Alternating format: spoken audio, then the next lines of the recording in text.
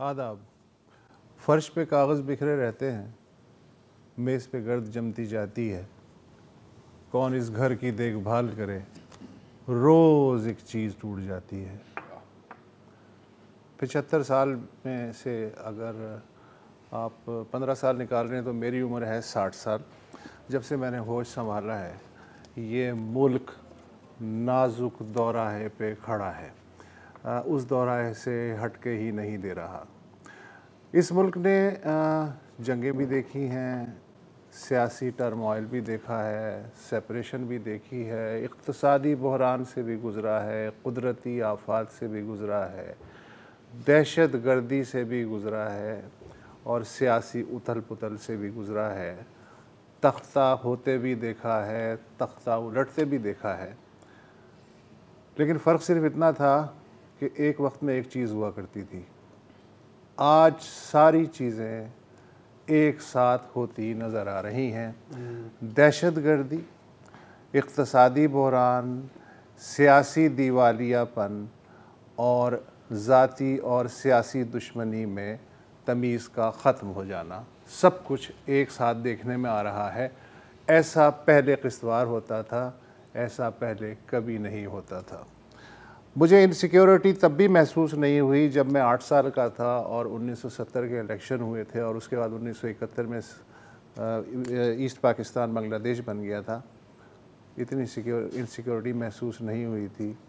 مجھے اتنی انسیکیورٹی لال مسجد کے بعد بھی محسوس نہیں ہوئی تھی جب دہشت گردی کے 10 سر نظر آ رہے تھے اور ایسی خبریں تھیں کہ اسلام آباد پہ اب قبضہ ہوا چاہتا ہے, تب قبضہ ہوا چاہتا ہے. پہلے یہ ہوتا تھا کہ جتنی بھی دشمنی ہوتی تھی مل بیٹھنے سے کبھی انکار نہیں کیا جا سکتا تھا. ایوب خان کے خلاف تحریک چلی تو 1968 میں گول میز کانفرنس میں شیخ مجیب الرحمان تک کو مدعو کیا گیا. 77 میں پی این اے اور ذوالفقار علی بھٹو ایک دوسرے کے خون کے پیاسے تھے, لیکن ٹیبل پہ بیٹھے 3 اس طرف 3 اس طرف گفتگو چلتی رہی. وہ ایک الگ بات ہے کہ وہ گفتگو کسی پلے نہیں, ڈھرے پہ نہیں جا سکی اور حالات بدل گئے, لیکن گفتگو ضرور ہوئی. مجھے یاد ہے 86 میں جب افغانستان کے بحران کا حل تھا تو وزیر اعظم جنیجو نے جو کانفرنس طلب کی اس میں محترمہ بے نظیر بھٹو بھی شریک ہوئی تھیں, حالانکہ ان کو شدید تحفظات تھے ضیاء رجیم کے حوالے سے. یعنی گفتگو کا دروازہ کبھی بند نہیں ہوا.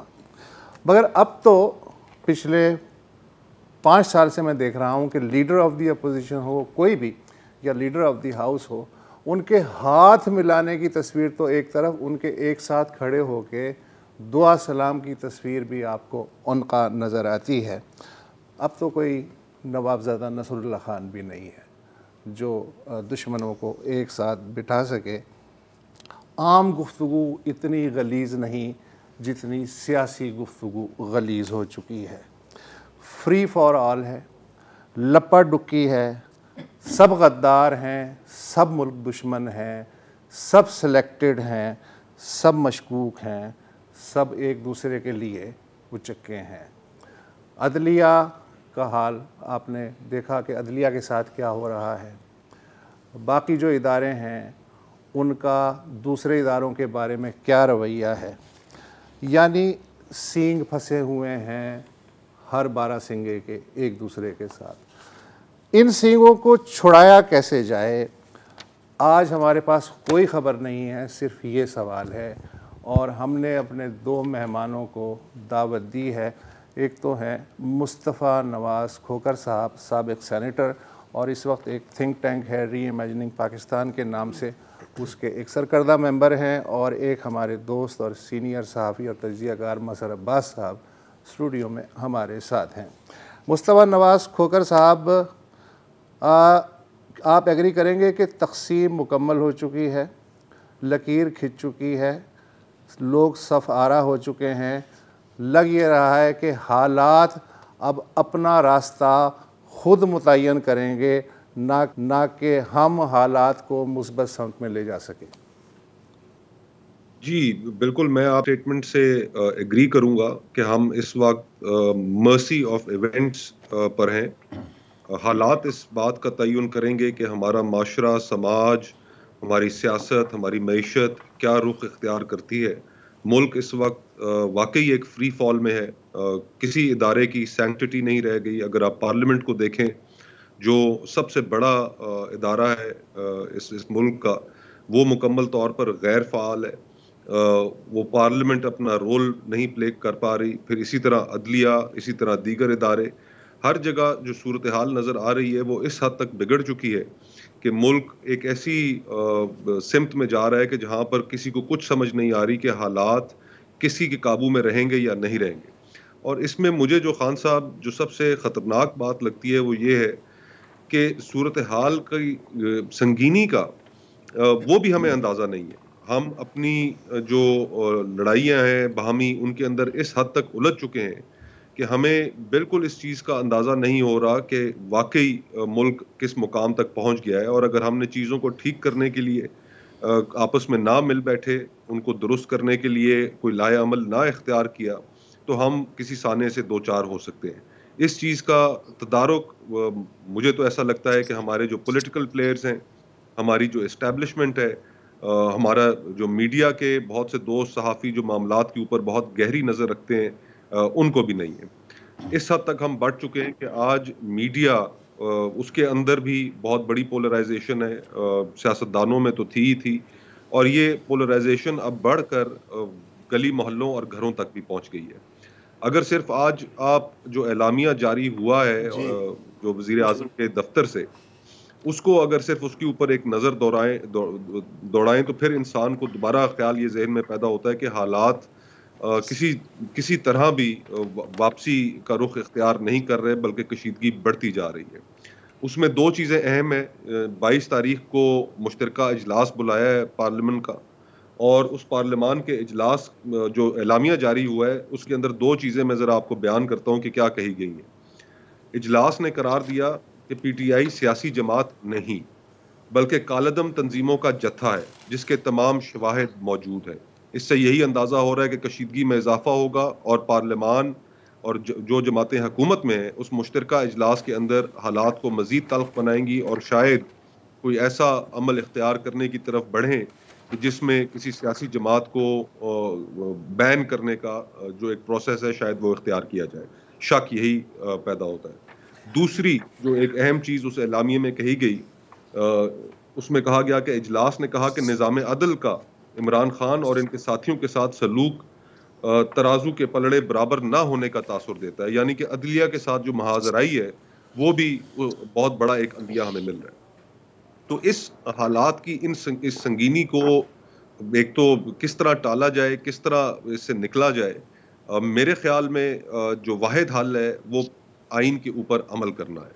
اس وقت تمام ریاستی ادارے اور ہماری جو سیاسی جماعتیں حکومت میں موجود ہیں وہ یہ سمجھتی ہیں کہ اگر الیکشنز کرائے گئے، الیکشنز ہوئے، تو اس میں عمران خان صاحب کو ایک واضح برتری حاصل ہوگی.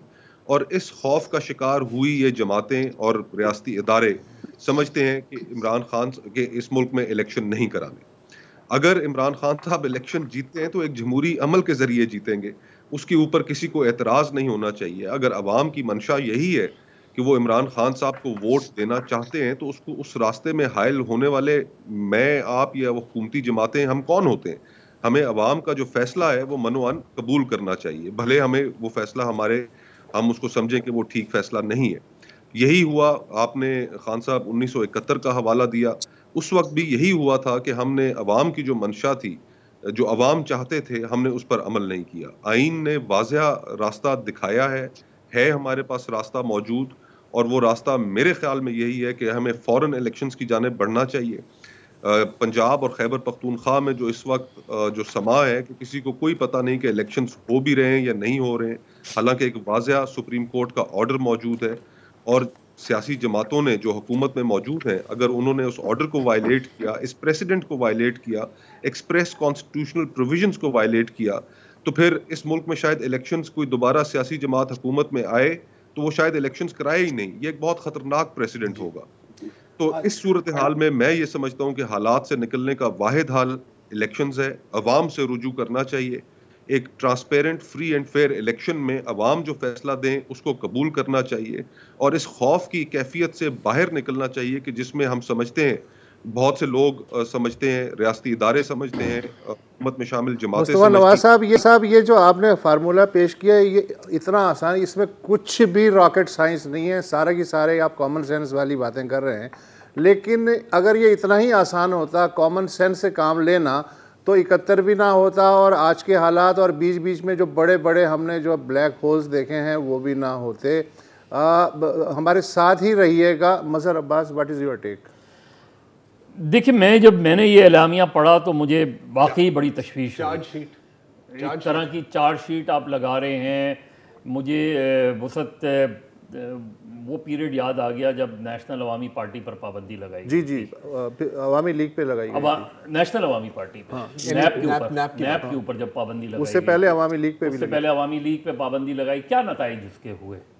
میرا خیال ہے یہ اگر اقدام اس طرف جاتا ہے تو اس سے زیادہ بدقسمتی کوئی نہیں ہوگی. بے شک. دیکھیے, اور اب وہ صورتحال ہے کہ اگر کوئی 5 جولائی ہو جائے, کوئی 12 اکتوبر ہو جائے تو سڑکوں پہ مٹھائی نہیں بانٹی جائے گی. نہیں, یہ جو ہے یہ اس سے فرق ہوگا جی, اور یہ اس سے زیادہ تشویشناک بات ہے.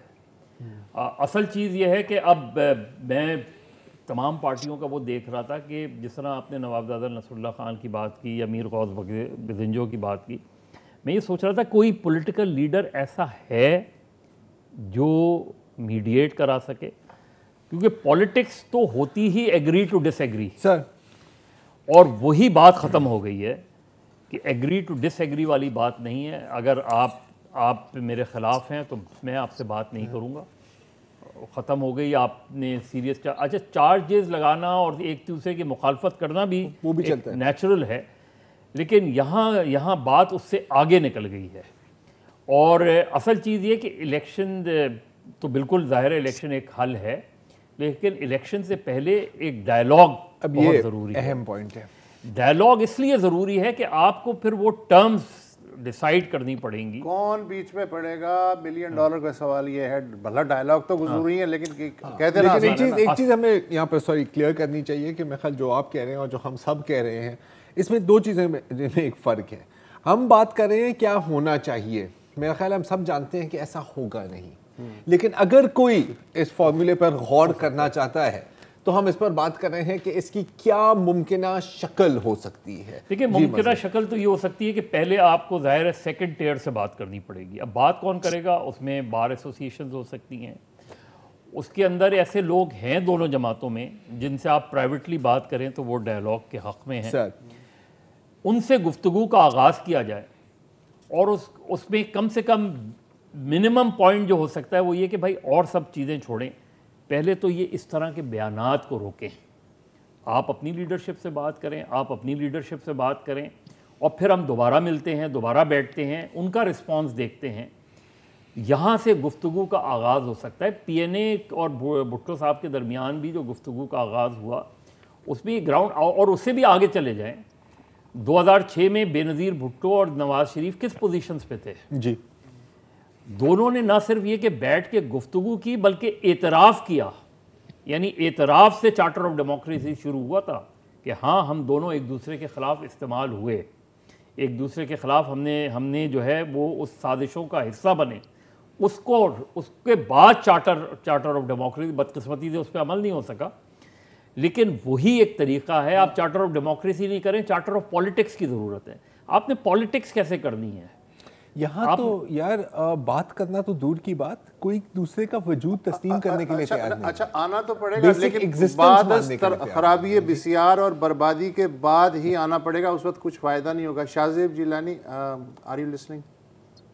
جی میں سن رہا ہوں, اور میں نے دونوں اپنا مصطفیٰ صاحب کی بھی بات سنی, مظہر صاحب کی بھی بات سنی. مجھے تو یہ لگ رہا ہے کہ جو اعلامیہ آیا ہے اس کے بعد گورنمنٹ نے اب ڈیسائیڈ کر لیا ہے کہ جو پہلے جس طرح سے وہ پیشکش کرتے تھے عمران خان صاحب کو کہ آپ بات کریں, اب گورنمنٹ نے طے کیا ہے کہ ہم سختی کریں گے. اور جس طرح ہمارے مہمانوں نے بھی کہا کہ سختی کرنا جو ہے وہ گورنمنٹ کو اور مہنگا پڑے گا. پاکستان میں کوئی بھی ذی شعور انسان اس بات کی حمایت نہیں کرے گا کہ کسی سیاسی جماعت پہ پی ٹی آئی پہ پابندی لگائی جائے. لیکن ایک بڑا سوال جس کا میں چاہوں گا کہ ہم جواب تلاش کریں، کیونکہ بسر صاحب آپ نے بھی اپنے اوپننگ میں کہا کہ اس وقت جو حالات ہیں اس میں کوئی ساتھ بیٹھنے کے لیے تیار نہیں، ہاتھ ملانے کے لیے تیار نہیں. لیکن میرا خیال ہے کہ ہمیں بہت کھل کر یہ کہنا پڑے گا کہ وہ عمران خان صاحب ہیں.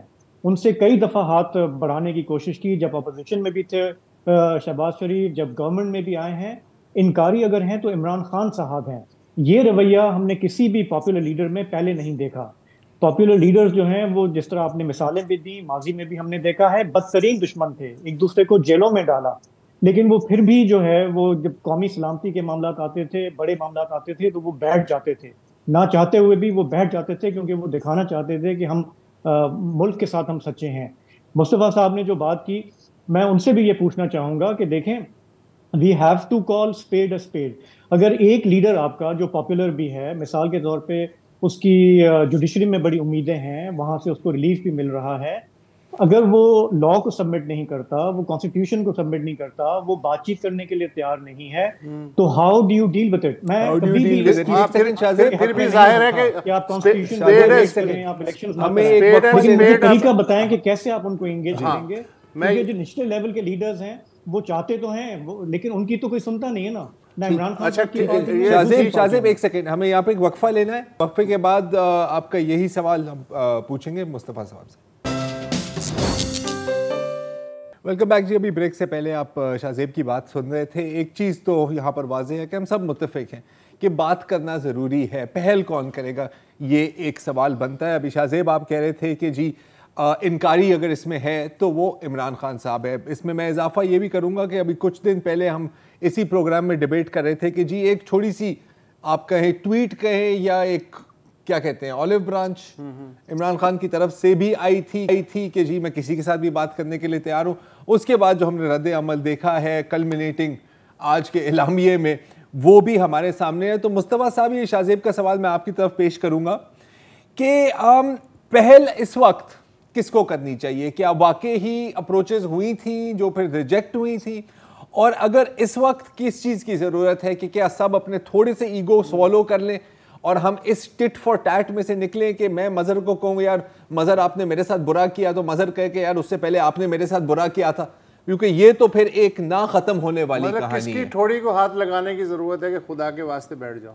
جی مصطفیٰ جی دیکھیں، ہم پہلی چیز تو یہ کہ ہم ان حالات میں کوئی ایک دم سے نہیں پہنچے.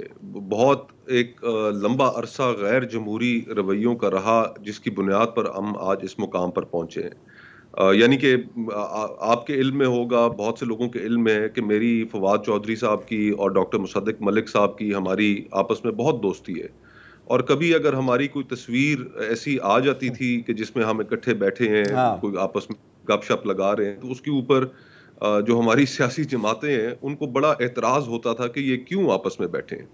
تو ہم بہت ایک سفر طے کر کے اس مقام پر پہنچے ہیں. تو سب سے پہلی چیز تو یہ ہے کہ تمام جو پارٹیز کی لیڈرشپس ہیں، جو نیچے جو سیکنڈ ٹیئر ہے، جو تھرڈ ٹیئر ہے، وہ سارا ہمارے ہاں ایک ایسا کلچر ہے سیاست میں خوش آمد کا کہ جس میں لیڈر سے ڈس ایگری نہیں کیا جاتا. تو ہمارے جو تینوں جماعتوں کے جو بڑے لیڈر ہیں، سب سے پہلے تو ان کو اپنے جو رویہ ہے اور اپنی جو ایگوز ہیں ان سے باہر نکلنا پڑے گا. اور پھر جو زیادہ ذمہ داری عائد ہوتی ہے وہ حکومت پر ہوتی ہے، کیونکہ حکومت ڈائیلاگز کو انیشیٹ کرتی ہے، وہ حکومت میں ہوتی ہے، اپوزیشن کو ہمیشہ گلے رہتے ہیں. تو پہلی ذمہ داری تو حکومت کے اوپر ہے. اور اس میں خاص طور پر میاں نواز شریف صاحب، میں سمجھتا ہوں کہ کیونکہ وہ 90 کی دہائی دیکھ چکے ہیں، آصف زرداری صاحب نے 90 کی دہائی دیکھی ہے، اور ایک تلخ تجربے کے بعد چارٹر آف ڈیموکریسی کیا گیا.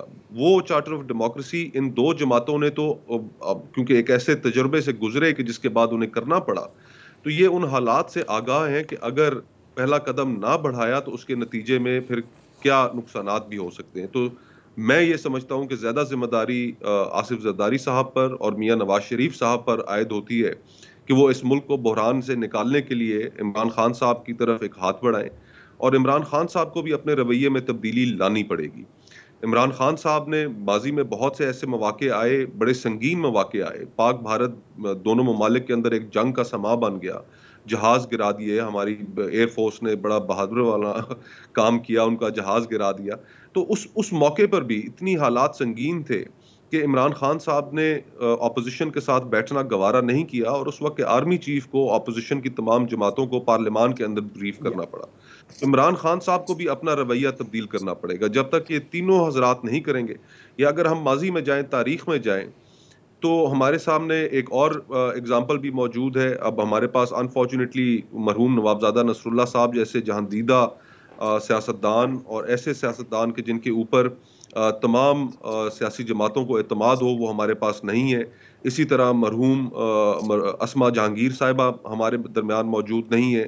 ان کے اندر یہ ایک کیپیبلٹی تھی, ان کی شخصیت ایسی تھی کہ تمام جماعتیں ان کی بات کو وزن دیتی تھی. پروفیسر غفور احمد ہوا کرتے تھے, شیرباز مزاری تھے, یہ اس طرح کے بہت سارے لوگ ہیں. ایک بریک لے لیں, بات کنٹینیو کرتے ہیں.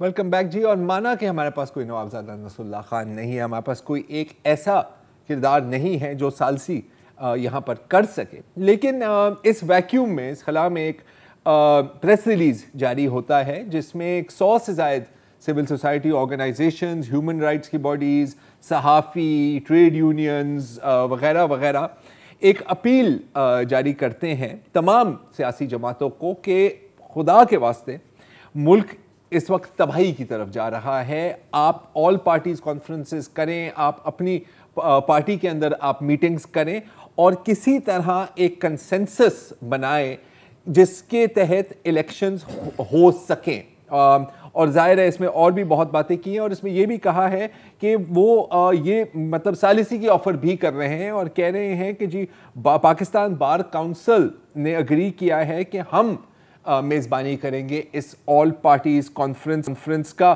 شاہزیب, آپ کا بھی سوال تھا پہلے الیکشنز کے بارے میں ہی, تو یہ جو پریس ریلیز آپ کے سامنے آئی ہے, آپ نے ہی یہ فارورڈ کی تھی پچھلے روز, اس کے بارے میں اب آپ کا کیا خیال ہے؟ ہاں, میرا یہ خیال ہے کہ یہ جو پریس ریلیز آیا ہے, یہ ہم بھی پچھلے ہفتے بات کر رہے تھے, اور بھی جو ہمارے کانسٹیٹیوشن میں, پارلیمنٹ میں, پروسیس میں بلیو کرنے والے لوگ ہیں, وہ گورنمنٹ کو کہہ رہے تھے. لیکن آج کا جو یہ 6 گھنٹے کا اجلاس ہوا ہے اور اس کی جو رپورٹس آ رہی ہیں, اس سے لگتا ہے کہ جو سول سوسائٹی کا ایفرٹ تھا یہ ریڈنڈنٹ ہو چکا ہے. کیونکہ رپورٹس یہ ہیں کہ آج کے اس کافی لمبے اجلاس میں ہمارے جو انٹیلیجنس ایجنسیز کے سربراہ ہیں, انہوں نے اپنی بریفنگز دی ہیں. جوڈیشری کے حوالے سے جو ہے وہاں پہ تشویش ظاہر کی گئی ہے, اس پر بات ہوئی ہے. اور پھر جو ہم نے واقعات دیکھے ہیں, یہ جوڈیشل کمپلیکس میں جو کچھ ہوا, پھر زمان پارک میں جو کچھ ہوا, اس سے لگتا ہے کہ فریقین اس کشیدگی کو, اس میں ایسکلیشن آئے گی. ان کا جو ارادہ ہے, they are digging deeper into their position. اور یہ جو پوری ایک ہماری جو بنتی ہے, ہم نے ہاتھ جوڑ کے, ہم نے کئی دفعہ پروگرام میں بھی ہم نے کہا ان سے کہ خدا کے واسطے دیکھو اکانومی کہاں جا رہی ہے, ملک کہاں جا رہا ہے. لیکن مجھے نہیں لگتا کہ اس وقت جو ہے وہ ریپروچمنٹ ہوگا, کیونکہ یہ انوائرمنٹ بہت زیادہ خراب کر دی گئی ہے, دونوں طرف سے کی گئی ہے. اور میرا یہی سوال ہے, پہلے مصطفیٰ صاحب نے بھی یہ بات کی, مظہر بھائی نے بھی اس پہ انڈیکیٹ کیا کہ ہم جب یہ کہتے ہیں کہ اس تمام مسئلوں کا حل الیکشن ہے, تو وہ کیسے ہے؟ کیونکہ خان صاحب نے بھی کل پرسوں بھی جو ایک انٹرویو دیا ہے DW کو, اس میں انہوں نے کہا جی الیکشن ہوں گے تو وہ تو مجھے پتا ہے وہ رگڈ ہوں گے. تو جب وہ الیکشن کو بھی نہیں مانتے, الیکشن کمیشن کو نہیں مانتے, اب کون فرمائشیں جو ہیں وہ کہاں سے پہلے شروع کریں, کیسے ان کو راضی کریں کہ اگر الیکشن کی طرف بھی جاتا ہے یہ ملک تو وہ ہمارے مسئلے کا واقعی کوئی حل ہے. اگر اس کا ہم جواب دے سکیں, مظہر بھائی ہیں, مصطفیٰ بھائی ہیں, تو I would really appreciate it, because مجھے نہیں نظر آتا کہ ان حالات میں الیکشن اگر ہوتا ہے تو اس کو کون مانے گا. دیکھیں, سیدھی سی بات یہ ہے کہ آپ ڈائلاگ جب شروع کرتے ہیں تو ہارڈ پوزیشنز ہوتی ہیں, ان ہارڈ پوزیشنز کو سامنے رکھتے ہوئے, اور اس کے اندر بہت سے, یعنی اگین مثال دوں گا کہ PNA جب ہو رہی تھی تو اصغر خان کا بالکل مختلف ویو تھا, مولانا شاہ احمد نورانی کا ڈیفرنٹ ویو تھا, جو نیب کے لوگ بند تھے ان کا ڈیفرنٹ ویو تھا, لیکن سب ڈائلاگ پہ ایگری کیا سب نے. یہاں اصل چیز یہ کہ فیصلہ سیاستدانوں نے کرنا ہے, اس سے پہلے کہ سیاستدانوں کے ہاتھ سے نکل جائے. پہلے بیٹھنے میں تو ایگری کریں نا, وہی کہہ رہا ہوں, اس سے پہلے کہ سیاستدانوں کے ہاتھ سے نکل جائے تو آپ نے بیٹھنا ہے.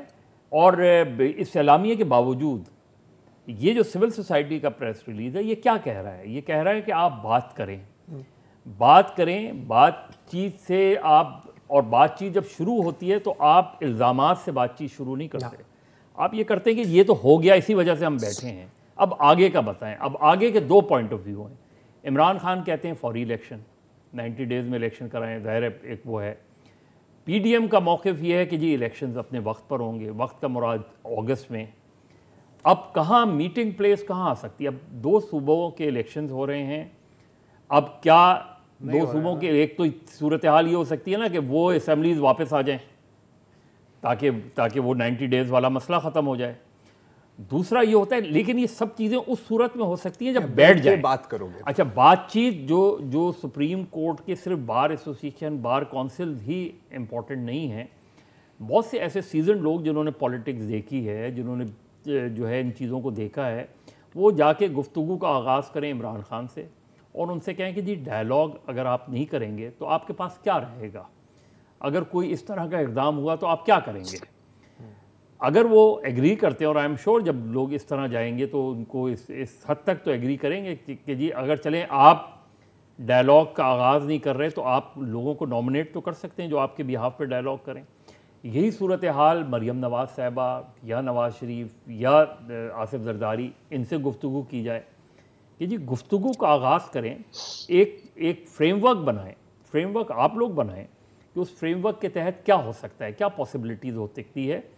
یہ چھوڑ دیں کہ یہ کون غدار ہے کون، یہ ہم سنتے آ رہے ہیں. اس وقت اگر آپ نے یہ ڈائلاگ نہیں کیے تو نہ آپ کے ہاتھ کچھ آنے والا ہے، نہ ان کے ہاتھ کچھ آنے والا ہے، نہ ان کے ہاتھ کچھ آنے والا ہے. کسی کے ہاتھ کچھ نہیں آنے والا. جو تیسرے ہیں ان کے ہاتھ بھی ان کے ہاتھ بھی کچھ نہیں آنے والا، کیونکہ اس وقت جوڈیشری کی صورتحال مختلف ہے، اس وقت اسٹیبلشمنٹ کی صورتحال مختلف ہے اور عوام کا ٹیمپرامنٹ مختلف ہے، اور میڈیا پر کوئی پابندی نہیں لگا سکتا. آج صدیق جان کو جو پکڑ کے آپ کیا حاصل کر لیں گے؟ کچھ نہیں. اچھا، کسی نہ کسی ہائی کورٹ کو آرڈر آ جانا ہے کہ یہ غیر قانونی تھی اور یہ نکل جائے گی. ایک اور آپ نے اس کی بات کی، اور جو کیوس ہے نا وہ میں تھوڑا سا آپ کو اس کی ایک جھلک دکھانا چاہ رہا ہوں. اس کی جھلک ذرا وہ دیکھیں نا. ابھی آپ نے مجھے سنایا تھا پیمرا، میں یہاں پہ سنانا چاہ رہا ہوں، میں سب کو سنانا. آپ کو پتہ ہے نا حال میں ہی پیمرا کے ایک اعلامیہ آیا تھا، ایک نوٹیفیکیشن آئی تھی جس میں کہا تھا کہ عمران خان صاحب پر پابندی لگائی، بلینکٹ کوریج پابندی وغیرہ وغیرہ وغیرہ. آج جیو اور ڈان کے ایک صحافی عبداللہ صاحب نے پیمرا چیئرمین سے یہ سوال پوچھا، اور ذرا ایک دفعہ سنیے کہ کیا جواب تھا. دیکھیے. خان صاحب پہ آپ نے پابندی لگا دی ہے، وجہ کیا ہے؟ پیمرا نے کبھی کوئی پابندی نہیں لگائی. پیمرا کی جانب سے نہیں پابندی لگائی گی؟ کوئی پابندی پیمرا کوئی پابندی نہیں لگائی. جو نوٹیفیکیشن جاری ہوا عمران خان کو نہ چلایا جائے، کوئی ایسی پابندی تو کوئی پابندی نہیں تو نوٹیفیکیشن کیا وہ غلط تھا؟ پھر نوٹیفیکیشن کون سا نوٹیفیکیشن جاری کیا گیا عمران خان کے کوریج میں؟ پیمرا نے جاری کیسے؟ آپ کون سے ٹی وی کو ریپرزینٹ کر رہے ہیں؟ سر ہم یہ ڈان سے ہیں، میں جیو سے ہوں. اس کا مطلب ہے آپ کے ادارے کا نام لے کر کوئی غلط نوٹیفیکیشن جاری کر رہا ہے، آپ یہ کہنا چاہ رہے ہیں؟ کوئی نہیں کر سکتا. ادارے کا کنٹرول کسی اور کے پاس تو نہیں، کسی اور. پھر آپ کو علم نہیں ہے، پھر اس کا مطلب ہے نوٹیفیکیشن کا بھی. جو مرضی بات کریں وہ دیکھ لیا آپ نے. یہ ہے مصطفیٰ صاحب اور یہ ایگزیکٹلی 12 اکتوبر کو جب تمام چینلز آف ایئر ہوئے تھے سر، تو میں نے ذاتی طور پہ افتخار رشید مرحوم کو، جو اس وقت پیمرا کے چیئرمین تھے، انہیں فون کیا. انہوں نے کہا اچھا مجھے تو نہیں پتا چینلز آف ایئر ہو گئے. تو اب آپ بتائیں. اور یہی چیز جب مریم اورنگزیب مسلم لیگ نون کی حکومت تھی تو پارلیمنٹ میں ایک قانون آنے والا تھا جس کا مریم اورنگزیب کو نہیں پتا تھا. تو یہاں جب یہ چیزیں ہو رہی ہیں اس میں یار آپ کہہ رہے ہیں قانون کا پتہ نہیں تھا. جو قانون یہاں قومی اسمبلی نے منظور کر لیا وہ سینٹ جاتے ہوئے راستے میں اغوا ہو گیا. یہ بھی ہوا سر. یہ کہ اگر ہم اب باتیں کرنے لگ جائیں گے نا تو ہمیں 4 گھنٹے لگ جائیں گے. اس طرح کی سینکڑوں مثالیں. مصطفیٰ صاحب ایک چیز جو ہم سب نے دیکھی ہے کہ یار مجھے میرا دکھ نظر آئے گا، میں آپ کا دکھ نہیں نظر آئے گا. جیسے کہ آپ اگر اس وقت کسی بھی نون لیگ کے ساتھ ورکر سپورٹر لیڈر کے ساتھ بات کریں اور کہیں کہ یار یہ جو ہو رہا ہے یہ صحیح نہیں ہو رہا، اس بندے کو اٹھاؤ، اس الزام پر اس کو ڈال دو، اس کے ساتھ تشدد کرو، یہاں گھس جاؤ، تو وہ کہیں گے کہ جی آپ کو کیا یاد نہیں ہے کہ ہمارے ساتھ کیا کیا گیا تھا، ہمارے لیڈران کے ساتھ کیا کیا گیا تھا؟ آپ کو یاد نہیں ہے کہ رانا ثناء اللہ کے اوپر جھوٹا ہیروئن ٹریفکنگ کا جو کیس لگایا گیا تھا. اچھا یہ باتیں اگر آپ پی ٹی آئی کو کریں تو وہی جواب ملے گا کہ جی آپ کو یہ نہیں نظر آتا کہ یہ تو ڈیزرو کرتے ہیں. سب ایک دوسرے کو کہتے ہیں کہ یہ تو ڈیزرو کرتے ہیں, ہمارے ساتھ جو ہوا ہے وہ برا ہوا ہے. یہ قبائلی دشمنی چلتی چلی جائے گی اور ہماری ایسی تیسی ہوتی رہے گی. وقفہ لے لیں مصطفیٰ نواز, اس کے بعد آپ بتائیے گا کہ آپ کی کیا آبزرویشن ہے جو زرار نے بات کی ہے. Welcome back. اور مصطفیٰ بھائی ابھی یہی بات کر رہا تھا میں کہ جو آپ نے میرے ساتھ کیا ہے وہ تو مجھے یاد ہے, وہ میں مانتا ہوں. جو میں نے آپ کے ساتھ کیا ہے وہ میں تسلیم کرنے کے لیے تیار ہی نہیں ہوں. اور پرائیویٹلی اگر آپ کیمروں اور سوشل میڈیا سے دور خلا کے دونوں سائڈ پر جتنے بھی سیاستدان ہیں آپ ان سے بات کریں, یا کم از کم 90% جو سیاستدان ہیں آپ ان سے بات کریں پرائیویٹلی, تو وہ مان لیتے ہیں. پبلکلی وہ یا تو اپنی پارٹی قیادت سے ڈر کے یا پھر اپنی پارٹی کے سپورٹرز سے ڈر کے وہ بات کرنے کے لیے تیار نہیں ہیں. تو یہاں ہم آ کر پھنس جاتے ہیں. یہ جو وشس سائیکل ہے, یہ جو انتقام کی جو سائیکل ہے, کیسے ٹوٹے گی؟ ٹوٹ سکتی بھی ہے آپ کی نظر میں؟ جی بالکل ٹوٹ سکتی ہے, اور اس کو توڑنے کے لیے آپ کو پولیٹیکل لیڈرز نہیں چاہیے ہوتے, اس کو توڑنے کے لیے آپ کو اسٹیٹسمین چاہیے ہوتے ہیں. ہمارے جو سیاسی رہنما ہے, انفارچونیٹلی جب یہ سیاست اتنی پولرائز ہو جاتی ہے تو یہ ایک نیور اینڈنگ ڈبیٹ ہے کہ اس نے میرے ساتھ ایسے کیا, میں نے اس کے ساتھ, تو یہ تو کبھی ختم ہونا نہیں. اور عموماً ہم اپنے روزمرہ مشاہدے میں یہ دیکھتے ہیں کہ جہاں کہیں اگر ہمارے پڑوس میں بھی اگر کوئی دو فریقین آپس میں لڑ پڑے, ہمارے محلے میں کوئی لڑ پڑے کوئی, تو اس کے شروع میں تو وہ آپس میں بہت اس حد تک ہوتے ہیں کہ نہیں ہم نے اپنے دوسرے فریق کو معاف نہیں کرنا, ایسا نہیں کرنا. اور جب کچھ عرصہ گزرتا ہے, جب وکلاء کی فیسیں دینے کے قابل نہیں رہتے, جب گھر کے اندر چیزیں بکنا شروع ہو جاتی ہیں, جب نظام عدل سے تنگ آتے ہیں, تو پھر آخرکار اپنے ہی وکیلوں کو کہہ رہے ہوتے ہیں, لوگ ڈھونڈ رہے ہوتے ہیں, محلے کے بڑے ڈھونڈ رہے ہوتے ہیں کہ یار بس بہت ہو گیا, ہماری بیٹھ کے صلح کرا دو. اب سیاسی حالات میں جب آپ کوئی بہت بڑی قیمت ادا کر کے اس مقام پر پہنچیں گے تو کیا آپ تب لوگوں کو کہیں گے کہ یار ہماری صلح کرا دو؟ ٹروتھ اینڈ ریکنسیلیشن کمیشن کی جو ایک بات ہوتی ہے, کیا ہم ایک بہت بڑی قیمت ادا کرنے کے بعد ہی ہم نے وہاں پر پہنچنا ہے؟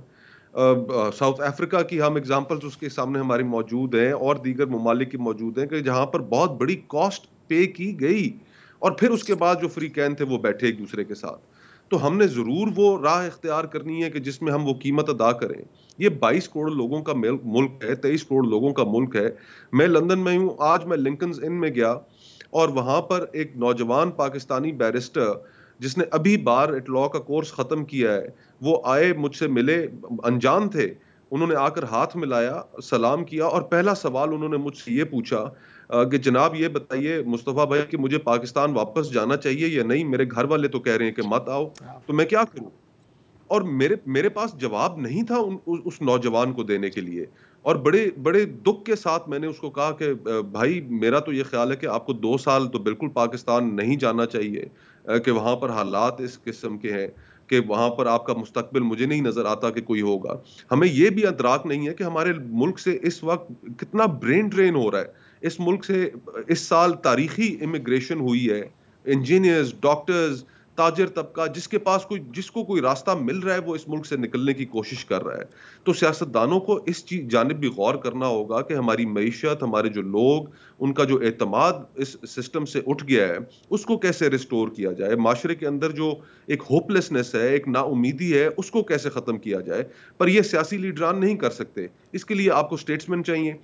اور میں تو یہی امید کر سکتا ہوں کہ, اور جیسے میں نے پہلے کہا کہ آصف زرداری صاحب اور میاں نواز شریف صاحب, انہوں نے 90 کی دہائی دیکھی ہے, ایک تلخ تجربے سے گزرے ہیں, ان کو بھی بڑا دل دکھانا پڑے گا, اور عمران خان صاحب کو بھی اپنا جو رویہ ہے اس کو تبدیل کرنا پڑے گا.